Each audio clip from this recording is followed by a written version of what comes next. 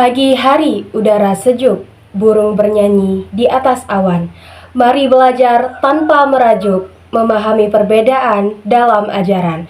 Assalamualaikum warahmatullahi wabarakatuh.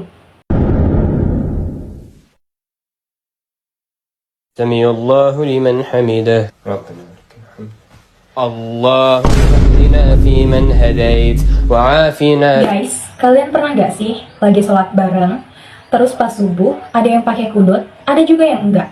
Nah, kadang bikin kita mikir gak sih? Loh, kok beda? Jadi, mana yang benar?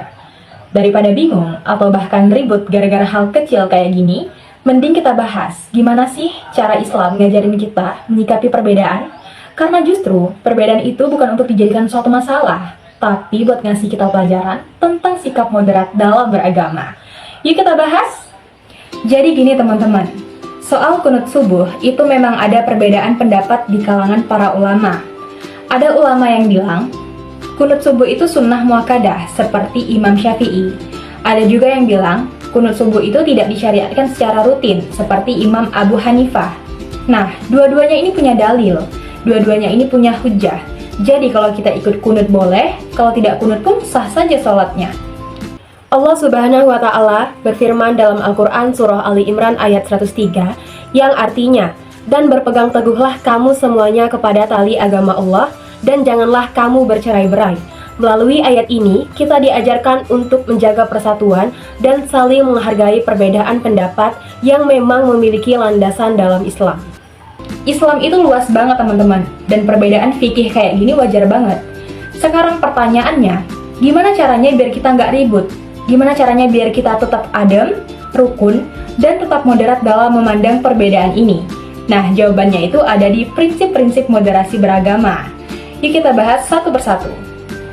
Nah, yang pertama itu tasamuh atau toleransi. Kita harus saling menghargai perbedaan teman-teman. Jangan gampang nyalahin orang lain cuman karena sholatnya beda di hal-hal cabang.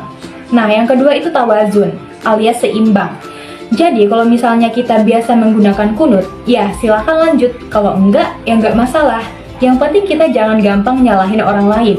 Nah, misalnya dalam sholat berjamaah, imam menggunakan kunut, ya sudah kita ikut saja kunut biar kompak. Kalau misalnya imam nggak menggunakan kunut, ya sudah jangan maksa juga. Nah, itu yang namanya menjaga keseimbangan antara keyakinan pribadi dengan kebersamaan.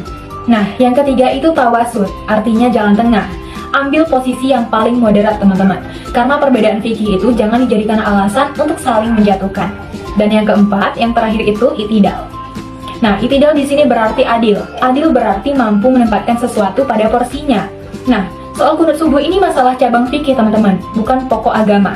Jadi jangan dibesar-besarkan.